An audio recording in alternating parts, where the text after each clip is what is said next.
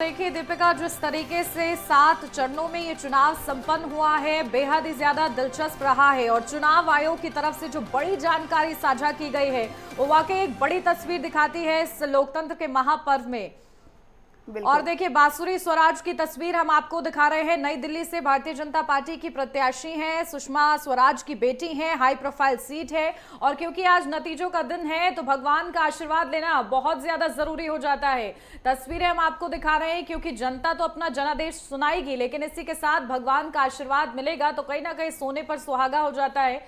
और इसीलिए देखिए, प्रत्याशी जी तोड़ मेहनत के साथ साथ आस्था में भी तल्लीन नजर आते हैं। और क्योंकि आज तो परिणाम का दिन है, तो तस्वीरें इसी तरीके से खास लगातार हम आपको दिखाते रहेंगे। फिलहाल बीजेपी प्रत्याशी बांसुरी स्वराज की ये तस्वीर हम आपको दिखा रहे हैं, किस तरीके से मंदिर पहुंची हुई हैं वो, और भगवान से आशीर्वाद वो मांग रही हैं नई दिल्ली से, क्योंकि भारतीय जनता पार्टी की प्रत्याशी हैं। कैसा मुकाबला रहता है, क्योंकि पहली बार देखिए वो लोकसभा का चुनाव लड़ा है उन्होंने, और ऐसे में आज उसका नतीजा सामने आना है। क्या परिणाम होता है, ये देखना बेहद ही ज्यादा महत्वपूर्ण रहेगा। बिल्कुल उन्नति, क्योंकि देखिए परिणाम पर सबकी नजर टिकी है। परिणाम आज देखना होगा कि कितना महत्वपूर्ण रहता है और कौन से प्रत्याशी की किस्मत खुलती है। और देखिए तस्वीरें हम आपको लगातार दिखाई रहे हैं कि किस तरीके से आस्था को लेकर यहाँ पर पहुंच रही हैं, पूजा पाठ करने के लिए पहुंच रही हैं। दोपहर तक रिजल्ट आ जाएंगे, दोपहर तक ये साफ होता चला जाएगा कि आखिर कहाँ पर किसकी सरकार बन रही है, कौन किस पर भारी पड़ रहा है। और देश में अब आखिर रिजल्ट की बारी है तो किसकी बारी आने वाली है। और ये तस्वीरें देखिए आपको लगातार दिखा रही हैं। जनादेश 2024 के कई बड़े चेहरे हैं। हरियाणा की बात हो, उत्तर प्रदेश की बात हो या फिर राजस्थान की बात हो, कई बड़े चेहरे हैं। बिल्कुल, देखिए क्या तस्वीर है, क्योंकि 8 बजे से मतगणना की प्रक्रिया की शुरुआत होगी, लेकिन उससे पहले तैयारियां किस तरीके से। लगातार हमारे साथ हमारे संवाददाता जुड़ गए हैं। लालचंद प्रमुख संवाददाता हमारे साथ जुड़ गए हैं लखनऊ से, ईशा ठाकुर चंडीगढ़ से हमारे संवाददाता जुड़ गए हैं हमारे साथ, लवकेश वाराणसी से हमारे साथ जुड़ गए हैं। सबसे पहले लवकेश, आपके पास आती हूं, क्योंकि वाराणसी बेहद ही ज्यादा वीवीआईपी सीट बनी हुई है। किस तरीके से मतगणना की तैयारियां आप वहां पर देख रहे हैं?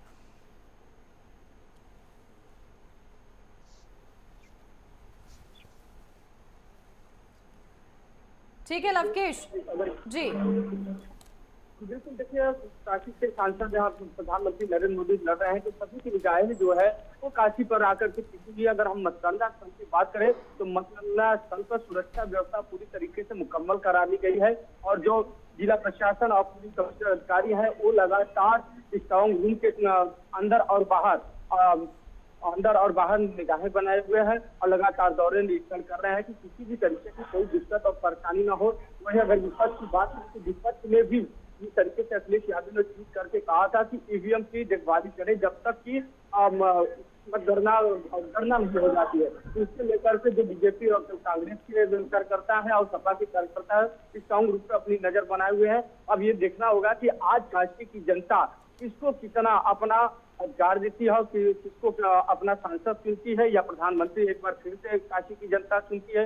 इन सब चीजों को लेकर तैयारियां पूरी तरीके से कर ली गई है, चाहे पक्ष हो चाहे विपक्ष हो, दोनों तरफ से तैयारियां पूरी तरीके से कर ली गई। वही बीजेपी की बात करें तो जिस तरीके से प्रधानमंत्री नरेंद्र मोदी को इस बार ऐतिहासिक जीत दिलाने के लिए जी तोड़ से केंद्रीय मंत्री, चाहे केंद्रीय मंत्री हो, चाहे राज्य मंत्री हो, चाहे विधायक हो या बीजेपी के तमाम पदाधिकारी व कार्यकर्ता हो, वो गलियों में नजर आए जिसको मेहनत की धूप में। अब ये देखना होगा कि उनकी मेहनत कितना रंग लाती है। बीजेपी की तरफ से मंदिरों में पूजा पाठ किया जा रहा है, तो वही विपक्ष की तरफ से भी पूजा पाठ किया जा रहा है। कहीं मिठाइयां बन रही है कि आप प्रधानमंत्री नरेंद्र मोदी जब जीतेंगे तो हम मिठाई भी बटेगी, लड्डू बन रहे हैं।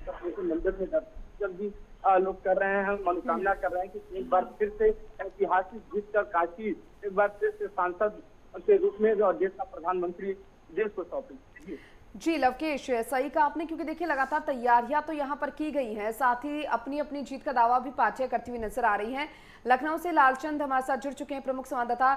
लखनऊ में क्या कुछ तैयारियां की गई है काउंटिंग को लेकर, मतगणना स्थल पर क्या कुछ तस्वीरें?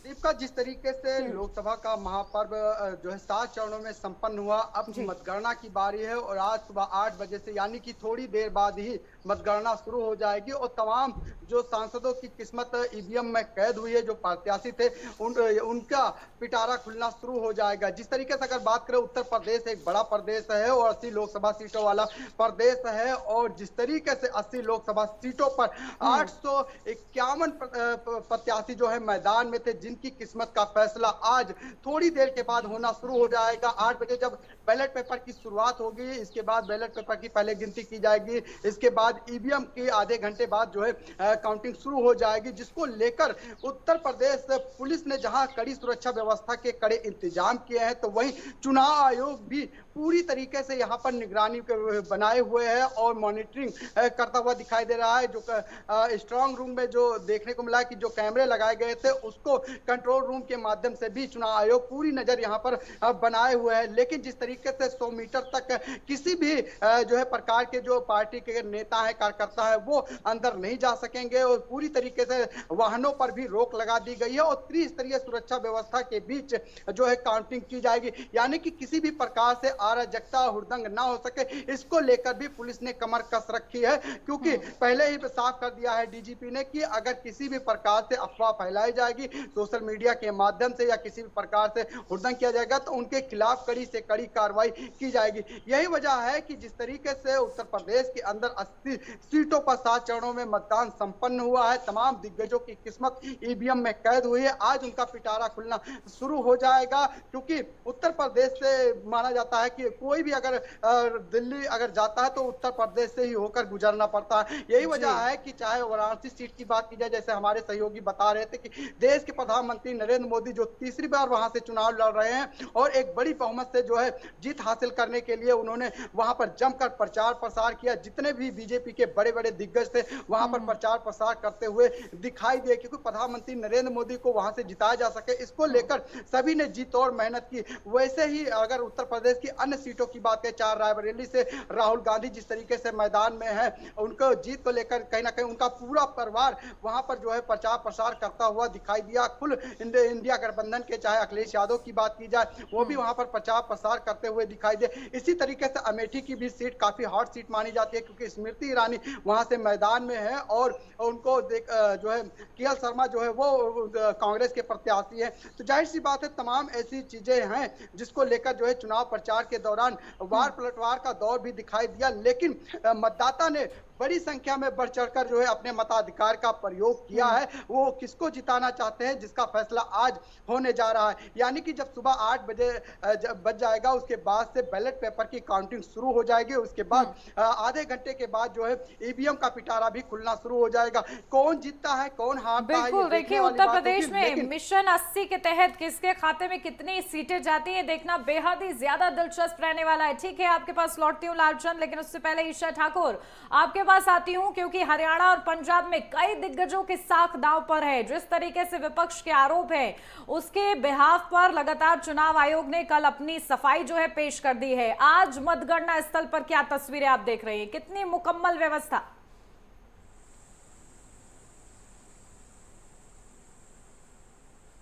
देखिए, एग्जिट पोल आने के साथ साथ ही विपक्ष की तरफ से जो आरोप यहाँ पर लगाए गए हैं मीडिया के साथ साथ चुनाव आयुक्त पर भी, जो एग्जिट पोल है उसे मोदी पोल कहा जा रहा है। और जो चुनाव आयोग की बात करें तो उन पर लगातार इस तरीके के आरोप लगाए जा रहे हैं कि कहीं ना कहीं बीजेपी के फेवर में ये चुनाव करवाए गए हैं। लेकिन इन सब के बीच हालांकि कुछ कांग्रेसी ऐसे नेता हैं जो ये ज़रूर कहते नज़र आ रहे हैं कि ईवीएम का जब पिटारा खुलेगा तो ही पता चल पाएगा कि जनादेश किसके हक में जाता है, तो वो सभी को स्वीकार होगा। लेकिन कहा जा सकता है कि जिस तरीके से कांग्रेस आला कमान की तरफ से अपने कार्यकर्ताओं को एक संदेश भेजा गया है कि कहीं भी आपको कुछ आशंका नज़र आती है तो आप तुरंत वीडियो बनाकर भेजें, तो ऐसे में कई ऐसी जगह हैं जहां से माना जा रहा है कि छिटपुट हिंसा हो सकती है। इन सब को मद्देनज़र रखते हुए चुनाव आयोग की तरफ से कड़ी व्यवस्था यहाँ पर की गई है। जो काउंटिंग सेंटर है उसके इर्द गिर्द धारा 144 लगाई गई है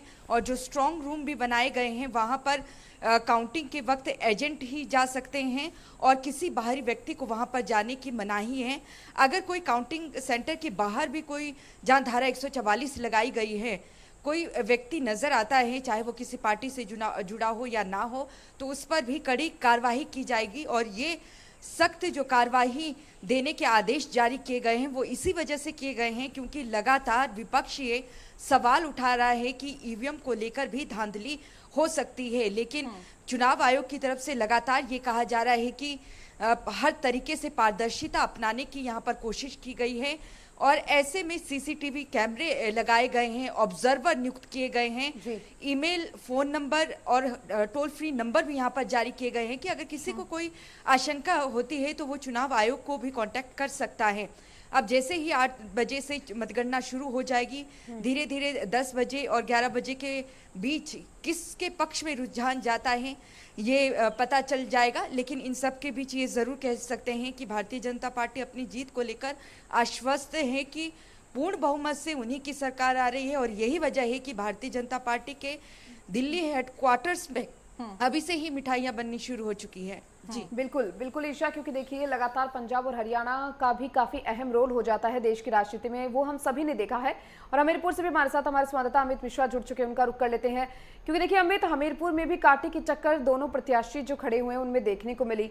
अब साथ ही साथ ये बताइए कि आज रिजल्ट का दिन है, नतीजों का दिन आज है, मतगणना स्थल पर क्या कुछ तैयारी, काउंटिंग को लेकर क्या कुछ तैयारी? एक लोकसभा बनाई गई है। लोकसभा में 5 विधानसभा आती है। हमीरपुर में एक हमीरपुर सदर विधानसभा, एक राठ विधानसभा और महोबा की एक महोबा विधानसभा, चरखारी विधानसभा और बांदा सीट की एक सुनवारी विधानसभा, 5 विधानसभा को मिलाकर एक लोकसभा बनाई गई है, जहां पर आज मत पेटियों का पिटारा खुलेगा, जहां पर हमीरपुर में 2 विधानसभाओं का पिटारा खुलेगा और महोबा में 2 विधानसभा का पिटारा खुलेगा और बांदा में एक चंदवारी विधानसभा जो कि बांदा में पिटारा खुलेगा। जो दोनों 5 विधानसभा को लेकर एक लोकसभा बनाई गई है। आज की हम बात करें लोकसभा संदर्भ में आज 8 बजे से मतगणना शुरू होगी। हमीरपुर और राठ विधानसभा के मतों की गिनती के लिए 14 टेबलें लगाई गई हैं। 33 व राठ विधानसभा की 25 राउंड पर होगी मतगणना। ईवीएम वोटों की गिनती को 10 टेबल और 40 कर्मी लगाए गए हैं।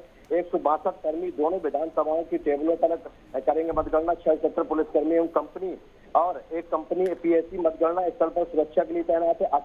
18,60,000 वोटरों में से 11,14,00,000 वोटरों ने मतदान किया था, जिसमें आज जिनकी किस्मत होगी वो पिटारों में कैद हो गई होगी। 2019 की लोकसभा की बात करें तो वहीं भाजपा के प्रत्याशी पुष्पेंद्र सिंह चंदेल 2 पंचवर्षीय भाजपा के सांसद रहे और तीसरी बार भाजपा ने अपना विश्वास दिलाकर मैदान पे उतारा था। और बात करें भाजपा पुष्पेंद्र सिंह चंदेल की तो उन्होंने काफी लोकसभा के चुनाव लड़ा था। वहीं पर बात कर 2019 की लोकसभा में बीएसपी की प्रत्याशी को हराकर वो लोकसभा पहुंचे थे। और इस बार जो 2024 की लोकसभा की बात करें तो यहाँ पर टक्कर देने वाले के इंडिया गठबंधन के प्रत्याशी अजय सिंह राजपूत जो है वो भी काफी अच्छी चुनाव लड़े हैं और काफी मेहनत किया है और लोगों पर प्राथमिकता दिखाई है, जाकर अपने विकास के कार्य गिराए हैं। जी बिल्कुल, देखिए वाकई आज नतीजों का दिन है और ऐसे में अलग अलग सीटों पर क्या रुझान होते हैं, किसकी जीत होती है, ये देखना बेहद ही ज्यादा खास रहेगा। ठीक है लालचंद, आपका रुख करती हूँ क्योंकि देखिए वाराणसी हो, अमेठी हो, रायबरेली हो या फिर कन्नौज हो, इस पर कहीं ना कहीं ऐसे बड़े चेहरे हैं जो कि इंडिया गठबंधन और एनडीए से कहीं ना कहीं जुड़ाव रखते हैं। कैसा मुकाबला इन सीटों पर रहने वाला है, क्योंकि आज हम नतीजों का इंतजार कर रहे हैं, क्या शुरुआती रुझान है, क्योंकि लगातार जीत के दावे सबके अपने अपने नजर आ रहे हैं। बिल्कुल उन्नति, जिस तरीके से लोकसभा का चुनाव का महापर्व संपन्न हो चुका है और आज फैसले की बारी है। फैसला किसके हक में जाएगा ये तो देखने वाली बात होगी जब 8 बजे से काउंटिंग शुरू होगी। उसके बाद 1 घंटे के बाद से रुझान आना भी शुरू हो जाएगा। यानी कि ये माना जाए कि जिस तरीके से उत्तर प्रदेश में 80 सीटें हैं, 80 सीटों पर 851 प्रत्याशी अपनी किस्मत आजमाते हुए दिखाई दिए हैं। ऐसे में जो तमाम बड़े मतदाता थे उत्तर प्रदेश के, बड़ी संख्या में उन्होंने अपने मताधिकार का प्रयोग किया और हर एक सीट पर कहीं ना कहीं चाहे बीजेपी की बात की जाए और चाहे इंडिया गठबंधन की बात की जाए, लगातार लोगों ने प्रचार प्रसार करते हुए दिखाई दिए। उत्तर प्रदेश के मुख्यमंत्री योगी आदित्यनाथ लगातार उत्तर प्रदेश की कमान संभाले रहे और लगातार प्रचार प्रसार करते हुए दिखाई दिए। हाँ, ये जरूर कहा जा सकता है कि इंडिया गठबंधन से ज्यादा उत्तर प्रदेश के सिर्फ मुख्यमंत्री योगी आदित्यनाथ ने यहाँ पर प्रचार प्रसार करते हुए दिखाई दिए और यही वजह है कि बीजेपी पूरी तरीके से आश्वस्त है कि कहीं ना कहीं उत्तर प्रदेश प्रदेश में जो उन्होंने 80 का लक्ष्य दिया था वो कहीं ना कहीं वो पूरा करते हुए दिखाई देंगे। यही वजह है कि बीजेपी में पहले से ही तैयारियां शुरू हो चुकी हैं। बीजेपी में जीत को लेकर कहीं ना कहीं पहले से ही मिठाइयां बनना शुरू हो चुकी हैं। जीत को लेकर जो है गोले पटाखे आना शुरू हो गए हैं, क्योंकि जीत के बाद कहीं ना कहीं जो जश्न का माहौल है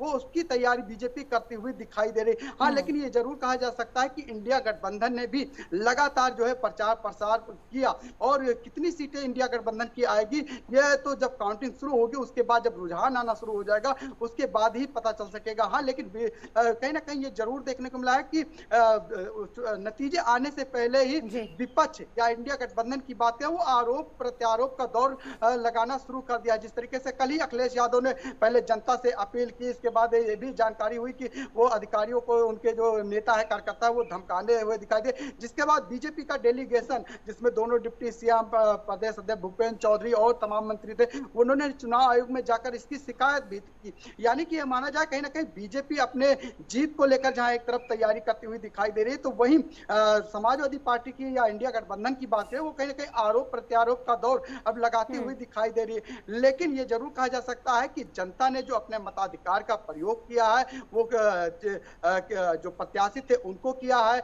या ये कहा जा सकता है कि प्रधानमंत्री नरेंद्र मोदी की जो नीतियां थी उसको लेकर किया है, या अखिलेश जो कांग्रेस ने जो अपना घोषणा पत्र जारी किया था, जो एजेंडा जारी किया था उसको लेकर मताधिकार का प्रयोग किया है, ये थोड़ी देर में साफ होता हुआ दिखाई देगा। क्योंकि 8 बजे से काउंटिंग शुरू होगी और 851 जो प्रत्याशी मैदान में उनकी किस्मत का फैसला होना शुरू हो जाएगा। क्योंकि चुनाव आयोग ने भी पूरी तैयारी की है, जो स्ट्रांग रूम में कैमरे लगाए गए उस पर खुद मॉनिटरिंग करता हुआ दिखाई दे रहा। पुलिस विभाग की तरफ से खुद डीजीपी जो है मॉनिटरिंग करते हुए दिखाई दे रहे। भारी सुरक्षा व्यवस्था के कड़े इंतजाम किए गए। स्थानीय पुलिस के साथ वहां पर जो एसपी है, डीएसपी है, उनको भी लगाया गया है। इसके साथ ही ये भी देखने को मिला है कि जो आरआरएफ है, पीएससी के जवान है, उनको भी तैनात किया गया है। यानी कि किसी भी प्रकार से हुड़दंग ना हो सके, किसी भी प्रकार से बवाल ना हो सके, किसी भी प्रकार से जो है सोशल मीडिया पर आरोप ना लगाया जा सके, इसको लेकर भी कहीं ना कहीं पुलिस विभाग पूरी तरीके से मॉनिटरिंग करता हुआ दिखाई दे रहा है। क्योंकि एक बड़ा पर्व है आज,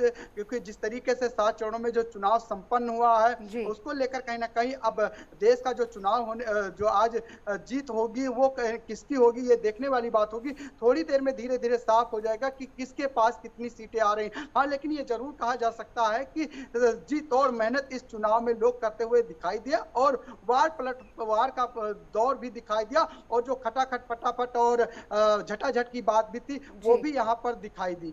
जी खैर, ये तो अब से कुछ ही देर बाद साफ होना शुरू हो जाएगा, और अब से कुछ ही देर बाद जो है तस्वीरें भी दिखने लग जाएंगी कि आखिर क्या कुछ रुझान आते हैं। आप सभी हमारे साथ लगातार बने रहिए और लगातार आपको इस लोकतंत्र के महामतगणना की कवरेज देते रहेंगे। यहाँ पर रुकेंगे छोटे से ब्रेक के लिए।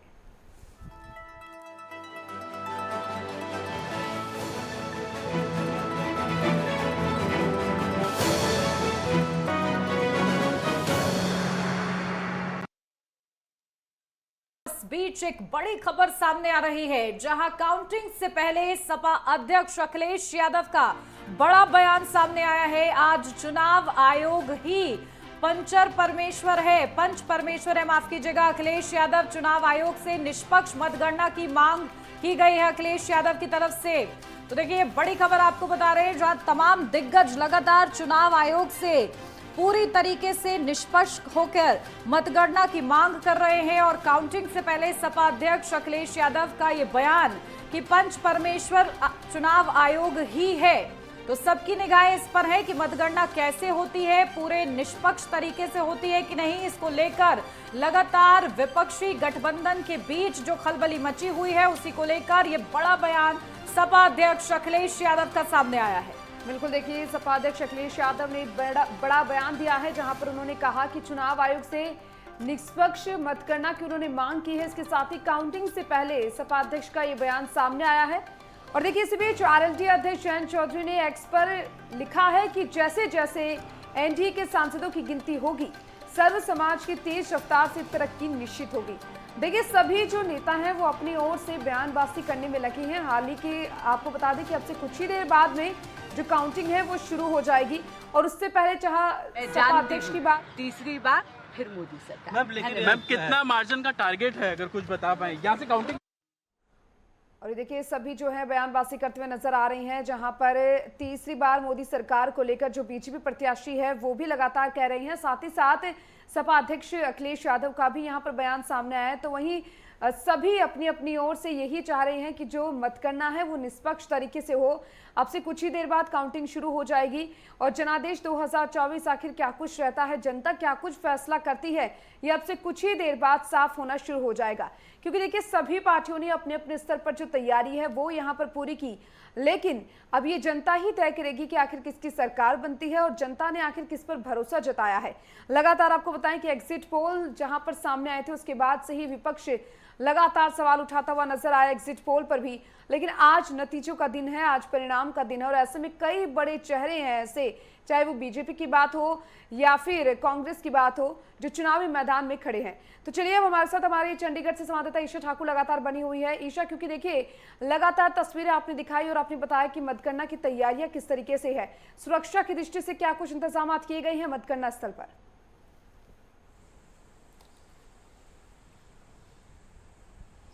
देखिए, सुरक्षा को लेकर कड़े प्रबंध किए गए हैं। जो अधिक कर्मचारी हैं उन्हें भी यहाँ पर लगाया गया है और साथ ही साथ अगर सुरक्षा बलों की बात करें और पैरामिलिट्री फोर्स की बात करें तो उनकी भी तैनाती की गई है। क्योंकि जिस तरीके से चुनाव आयोग को ही सवालों के कटघरे में इस वक्त विपक्ष पार्टियां खड़ी कर रही है, तो ऐसे में चुनाव आयुक्त के ऊपर ही आज पूरा दामोदार है कि किस तरीके से वो इस पूरे मतगणना को शांतिपूर्ण तरीके से वो करवाते हैं।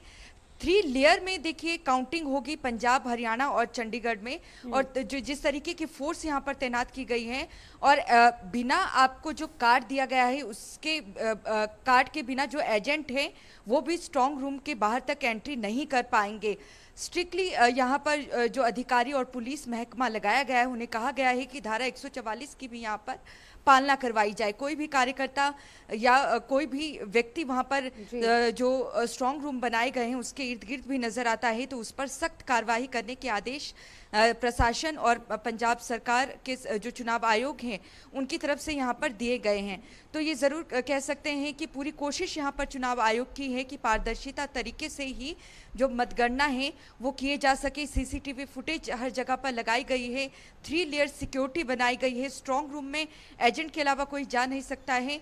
8 बजे से मतगणना शुरू हो जाएगी। सबसे पहले पोस्टर बैलेट की गिनती होगी और उसके बाद ईवीएम खुलना शुरू होंगे, यानी कि 10 और 11 बजे का जो समय है उससे रुझान आने शुरू हो जाएंगे कि एनडीए क्या तीसरी बार यहाँ पर हैट्रिक लगा पाती है या फिर विपक्षी एकता गठबंधन जिस तरीके से वो कह रहे हैं। सिद्धू मूसेवाला के गाने का जिक्र भी राहुल गांधी ने किया है कि 295 वो सीट जीतने वाले हैं, लेकिन उस 10 और 11 बजे का वो समय है जब रुझान आने पूरी तरीके से शुरू हो जाएंगे और ये पता चल पाएगा कि हैट्रिक यहाँ पर एनडीए लगा पाती है या नहीं। लेकिन बीजेपी कहीं ना कहीं आश्वस्त है कि वो पूर्ण बहुमत के साथ सरकार बनाएगी। लेकिन अब देखना यह है कि आंकड़ा जो 400 पार का यहाँ पर नारा दिया गया है उस आंकड़े से कितना पीछे रहती है या कितना आगे जाती है।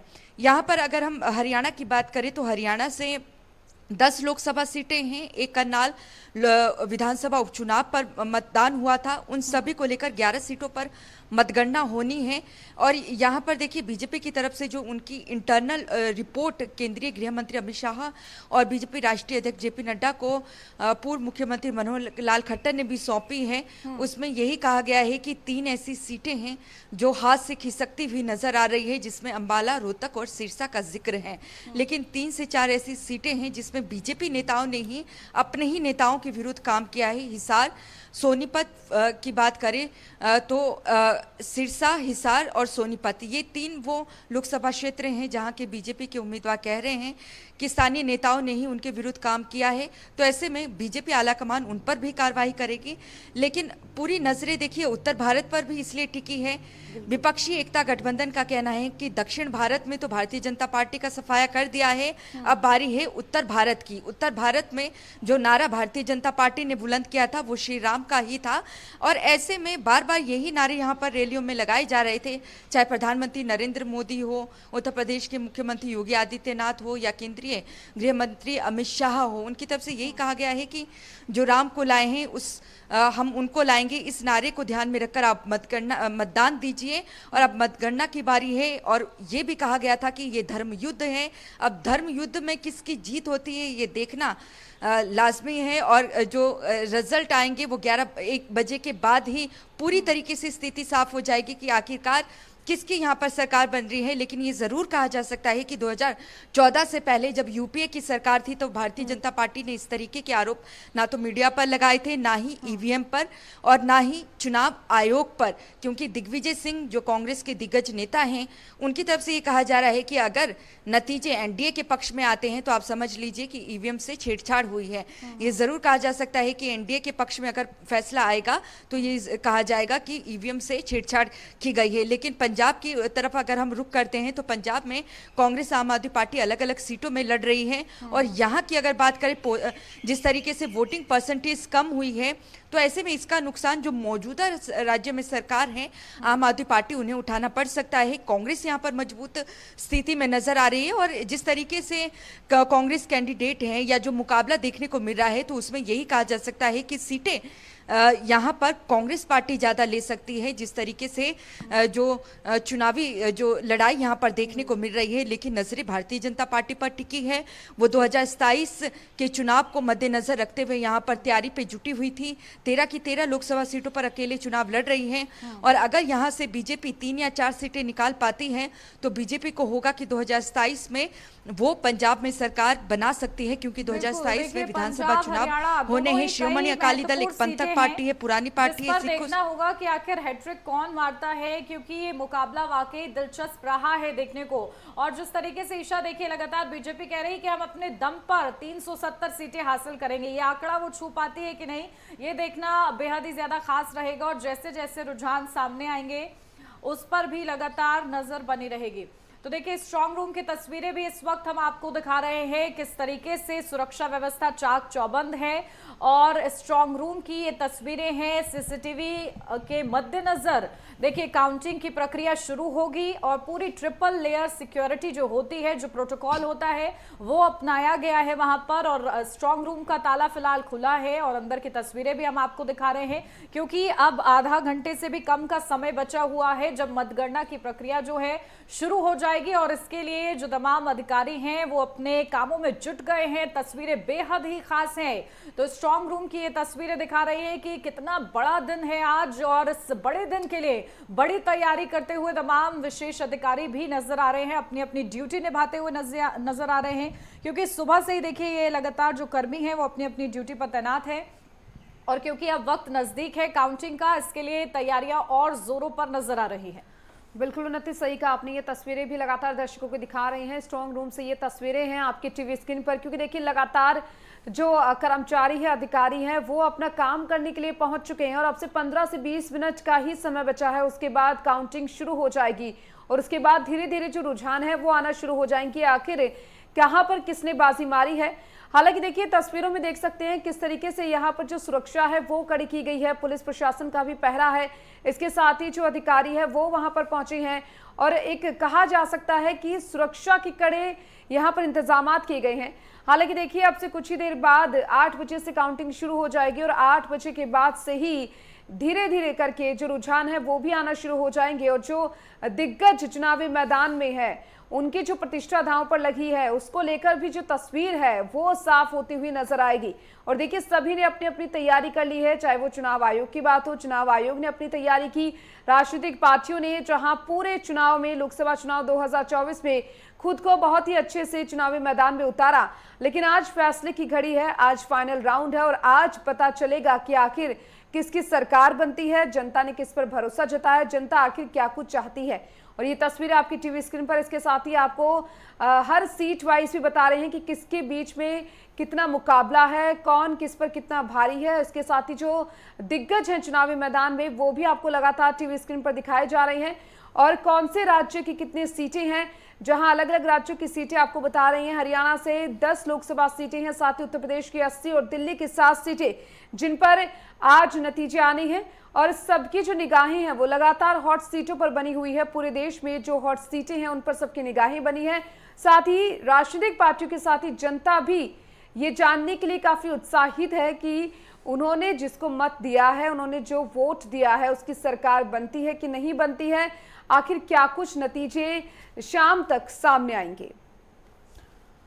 बिल्कुल, देखिए लगातार वाकई तस्वीरें जो हैं खास है कि किस तरीके से सबसे पहले बैलेट पेपर की काउंटिंग शुरू होगी, उसके बाद आधा घंटे बाद ईवीएम की काउंटिंग शुरू होगी। तो तस्वीरें बेहद ही खास हैं। लगातार हमारे साथ हमारे संवाददाता भी जुड़ गए हैं। कांग्रेस मुख्यालय से यूनिस खान हमारे संवाददाता जुड़ गए हैं हमारे साथ। यूनिस, सीधा आपके पास आती हूँ, क्या तस्वीरें आप देख रहे हैं? देखिए, हम लोग देख रहे हैं कि बीजेपी मुख्यालय पे तो जीत के जश्न की तैयारी हो रही है, वहां पर इस तरीके से जश्न के माहौल के लिए प्रिपरेशन चल रही है। कांग्रेस मुख्यालय से क्या तस्वीर?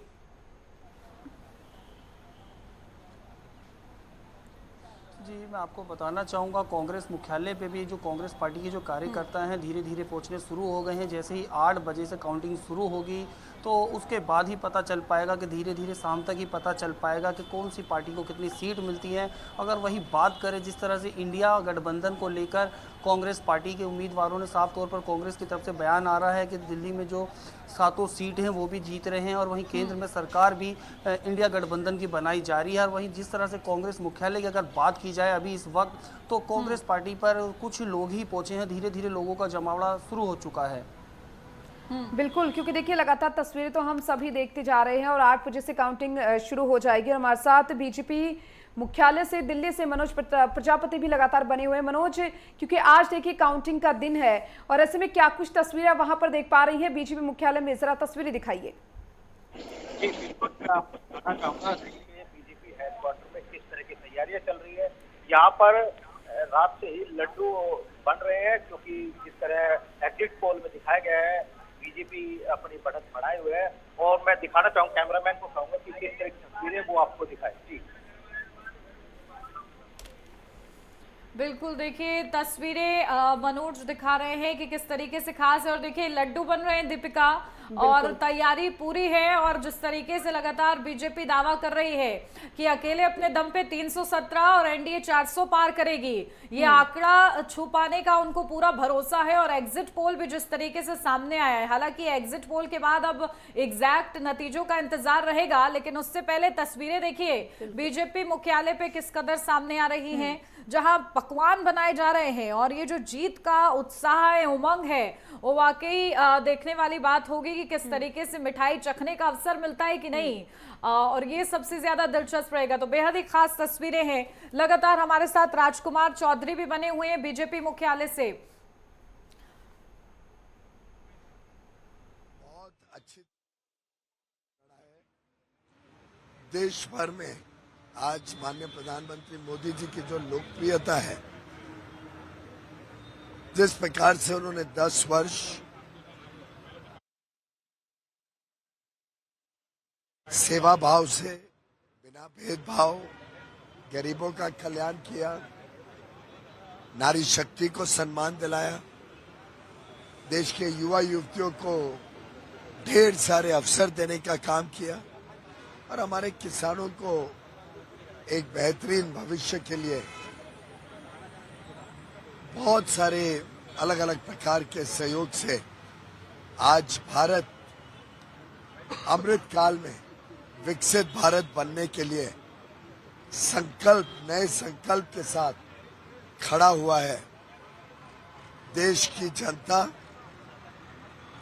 पूरी तरीके से प्रधानमंत्री मोदी जी को आशीर्वाद देने के लिए इस चुनाव में बाहर उतरी थी और मेरा पूरा विश्वास है कि प्रधानमंत्री मोदी जी के नेतृत्व में फिर एक बार मोदी सरकार, फिर एक बार देश की सेवा 24 घंटे 7 दिन 24/7 विकसित भारत 2047 तक बने,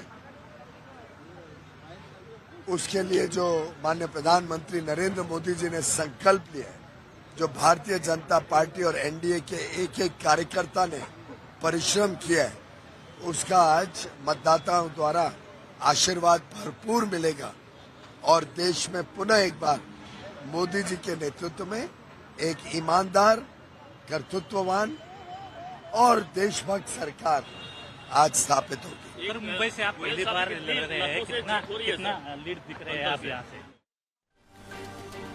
तो देखिए, इस बीच बड़ी खबर, 13 मिनट बाद शुरू होगी वोटों की गिनती, जहां अब कुछ ही देर का इंतजार। देश की 542 सीटों के लिए मतगणना, जहां 13 मिनट बाद वोटों की गिनती शुरू हो जाएगी। तो तस्वीरें बेहद ही खास सामने आ रही हैं, लेकिन इस बीच महज 13 मिनट का इंतजार होगा और 13 मिनट के बाद मतगणना की प्रक्रिया शुरू हो जाएगी। लगातार नजर बनी हुई है नेटवर्क 10 की भी कि आखिर मतगणना कैसे शुरू होती है और शुरुआती रुझान क्या कुछ कहते हैं।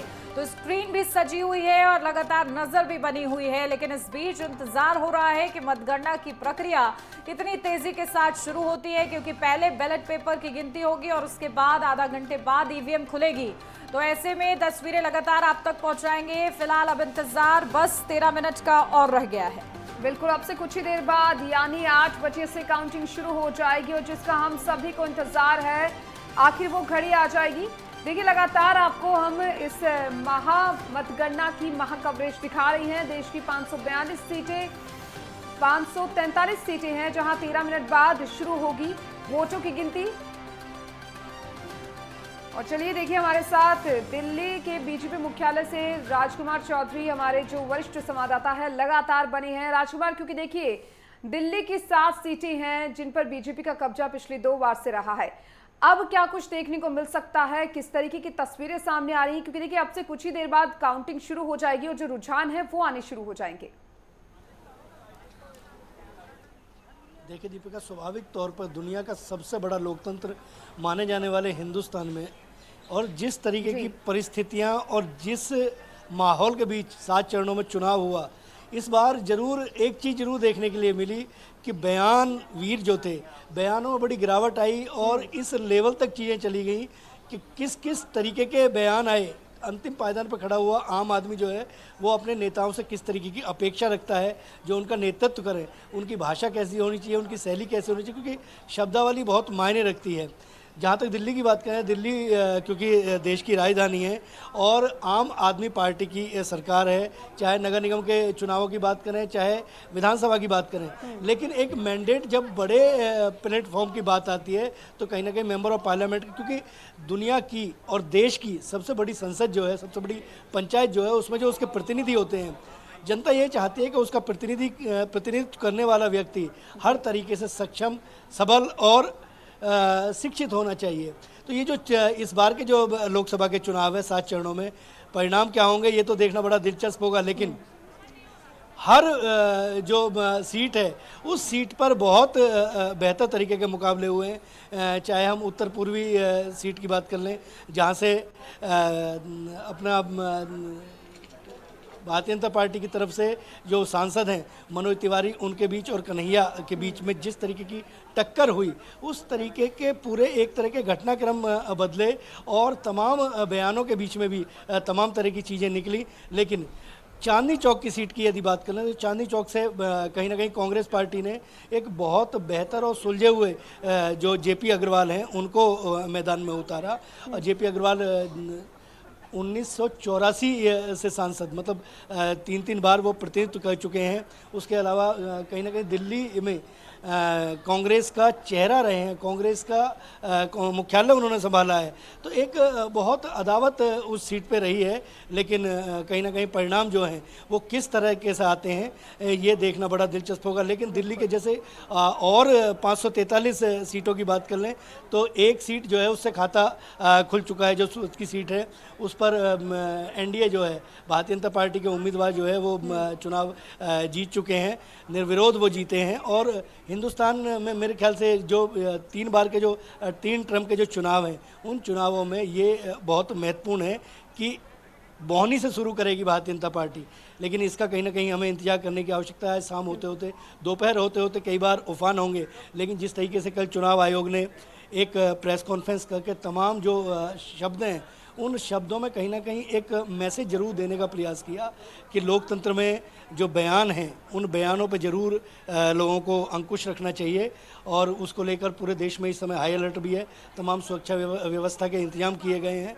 भारतीय जनता पार्टी के मुख्यालय की यदि मैं बात कर लूँ तो भारतीय जनता पार्टी के मुख्यालय पे मीडिया के लिए बहुत अच्छी व्यवस्था की गई है। सबको केबिन्स बना के दिए गए हैं ताकि उसमें भारतीय जनता पार्टी के प्रवक्ता जाकर अपनी बात को बहुत सलीके और सबल तरीके से रख सकें। आज पूरा देश कहीं ना कहीं टीवी चैनलों के माध्यम से इन सब जो परिणाम होंगे उन परिणामों को देखेगा। उस पर भारतीय जनता पार्टी के नेताओं की क्या प्रतिक्रिया होती है ये भी देखना बड़ा दिलचस्प होगा। उसके अलावा अतिथि देवो भव का भी यहाँ पर बहुत बेहतर एक नज़ारा दिख रहा है। बड़ा शानदार एक टेंट लगाया गया है जिसमें तमाम तरह की व्यवस्था की है ताकि जो लोग आए हैं, जिन लोगों को बुलाया है भारतीय जनता पार्टी के मुख्यालय पे, उन्हें किसी तरीके की कोई दिक्कत ना हो, इस बात का बहुत विशेष ध्यान रखा जा रहा है।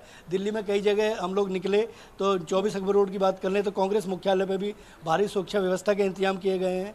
बाहर की तरफ भी सड़कों पर किसी भी तरीके से कि जाम की स्थिति ना हो, इसके लिए ट्रैफिक पुलिस को भी अलर्ट कर दिया गया है। पार्किंग जो व्यवस्था है उसको सुचारू करने के लिए ट्रैफिक पुलिस के जो जवान हैं वो लगातार लगे हुए हैं। लेकिन एक उत्साह है क्योंकि लोकतंत्र का पर्व है और आज उसके परिणाम आने हैं। तकरीबन 74 दिनों तक ये पूरी व्यवस्था जो है बनी रही। 7 चरणों में अलग अलग तरीके से चुनाव हुए और जो मतदान के बाद जो आज परिणाम आने हैं, उसके अलावा जो 2 दिन का जो एग्जिट पोल का जो दौर गया है उसको लेकर भी तमाम तरह के कयास जो है लगाए गए। और तमाम देखिए ये तो स्वाभाविक तौर पर वही फिर बात आती है कि चुनाव परिणाम जब तक ना आ जाए, जब तक बिल्कुल ठप्पा ना लग जाए, सी सर्टिफिकेट जो होता है, जो प्रमाण पत्र जो होता है जीत का, जब तक हाथों में ना आ जाए तब तक कुछ भी कहना जल्दबाजी हो। बिल्कुल, देखिए एग्जिट पोल एग्जैक्ट पोल में बदलता है कि नहीं, ये सबसे बड़ा प्रश्न चिन्ह है और इसका जवाब क्या होता है इसी का इंतजार किया जा रहा है। ठीक है, यूनुस आपके पास आती हूँ क्योंकि देखिए कांग्रेस नेता जयराम रमेश ने जिस तरीके से आरोप लगाए, चुनाव आयोग ने बाकायदा, इतिहास में ऐसा पहली बार हुआ है कि चुनाव संपन्न होने के बाद और नतीजों से एक दिन पहले चुनाव आयोग प्रेस कॉन्फ्रेंस करता है और कहता है कि मंजूर है इल्जाम लगाओ शायराना अंदाज में, और कहता है कि बस सबूत साथ हो, बस इतनी सी शर्त है। अब ऐसे में जब जवाब दिया गया है तो उसके बाद से क्या खलबली आप कांग्रेस मुख्यालय पर देख रहे हैं?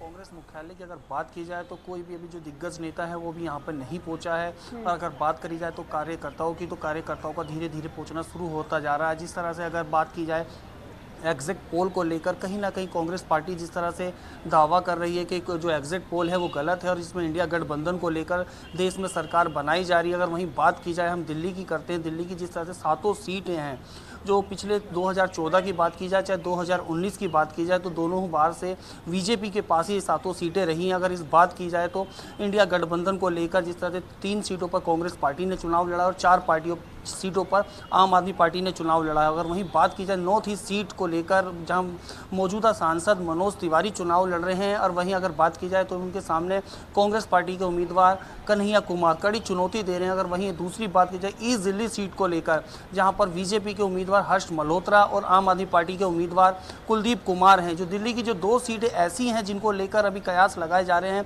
कि कहीं ना कहीं दोनों ही उम्मीदवार एक दूसरे को चुनौती दे रहे हैं। बिल्कुल सही कहा आपने, क्योंकि देखिए लगातार जो है उम्मीदवारों के बीच में तो कड़ी टक्कर देखने को मिली रही है। साथ ही ईशा हमारे साथ लगातार बनी है।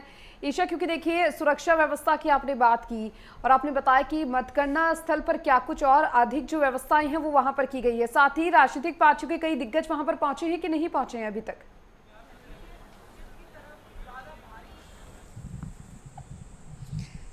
देखिए जो स्ट्रॉन्ग, अगर हम चंडीगढ़ की बात करें तो सेक्टर 26 में मतगणना को लेकर स्ट्रॉन्ग रूम बनाया गया है। इसके अलावा अगर हम पंजाब की बात करें तो 117 हलकों में स्ट्रॉन्ग रूम बनाए गए हैं।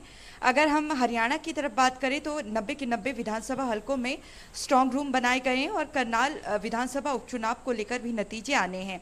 फिलहाल जो राजनीतिक पार्टियां हैं उनके एजेंट स्ट्रॉन्ग रूम के बाहर पहुंच चुके हैं, लेकिन जो नेता हैं अभी पहुंचे नहीं हैं क्योंकि सबसे पहले पोस्टर बैलेट की गिनती शुरू होगी और जो नेता भी हैं वो 9 और 10 बजे के बीच ही मतदान केंद्रों में जाने शुरू होंगे, क्योंकि उसके बाद ही जो असली रुझान है वो आने शुरू होंगे जब ईवीएम खुलेंगे।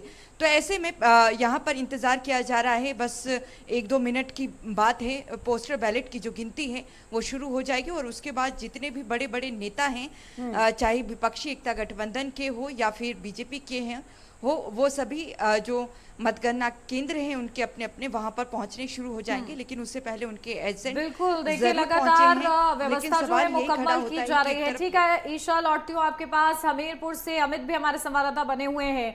अमित, जरा हमीरपुर की भी तस्वीर एक बार बता दीजिए, क्या तस्वीरें आप अपने सामने देख रहे हैं काउंटिंग को लेकर? बिल्कुल बताना चाहूंगा कि हमें लोकसभा है वो 5 विधानसभा को लेकर एक लोकसभा बनाई है और यहाँ पर आज मतगणना 8 बजे शुरू होंगे। अभी 5 मिनट ही बकाया है 8 बजने में। 8 बजे मतगणना शुरू होंगे। 14 टेबलें बनाई गई हैं जिसमें 32 राउंड और 33 राउंडों में मतगणना शुरू होगा। और मतगणना के दौरान यहाँ पर सुरक्षा व्यवस्था है वो पूरी तरह चाक चौबंद है। डीएम, एसपी मौके पर भारी फोर्स बल, पीएससी मौके में तैनात है। जो ट्रैफिक की बात करें, ट्रैफिक को लेकर डाइवर्जन किया गया है। और सबसे बड़ी बात तो यह है कि जो 8 बजे से मतगणना शुरू हो गई, 10 बजे के बाद में रुझान आने शुरू हो गए। जो विपक्षी पार्टी है वो एग्जिट पोल को लेकर बराबर आरोप प्रत्यारोप लगा रहे हैं। जो बात करें हमीरपुर लोकसभा की, जो तीसरी बार हैट्रिक लगाने जा रहे हैं, भाजपा के 2 पंचवर्षीय सांसद पुष्पेंद्र सिंह चंदेल तीसरी बार भी भारतीय जनता पार्टी ने उन पर विश्वास जताया है और मैदान पर उतारा है। जो बहुजन समाजवादी पार्टी के प्रत्याशी हैं निर्दोष दीक्षित मैदान पर हैं। जो ब्राह्मणों के वोट डालने की बात करें, और तीसरी जो समाजवादी पार्टी इंडिया गठबंधन के जो प्रत्याशी अजयंत सिंह राजपूत मैदान पर उतरे हैं, जो भारी टक्कर भाजपा को दे रहे हैं। अब देखना यह होगा जो इनका पिटारा खोलेगा, करीब 2 बजे तक इनका पिटारा खोलेगा। किसकी किस्मत पिटारों में कैद होगी वो तो 2 या 3 बजे लगभग पता ही चलेगा। और जब सुरक्षा व्यवस्था की बात करें, लगातार यहाँ पर डीएम, एसपी मौजूद है। सुरक्षा व्यवस्था की चाक चौबंद। जी बिल्कुल, क्योंकि देखिए अब जो प्रत्याशियों की किस्मत का फैसला है वो तो अब से कुछ ही देर में पता चल जाएगा। दोपहर तक जो तस्वीरें हैं वो साफ हो जाएगी। चलिए, आप सभी हमारे साथ लगातार बने रहिए और हमारे दर्शकों को भी हम लोग इस महामतगणना की अपडेट जानकारी जो है वो लगातार देते रहेंगे। और यहाँ पर रुकेंगे फिलहाल छोटे से ब्रेक के लिए।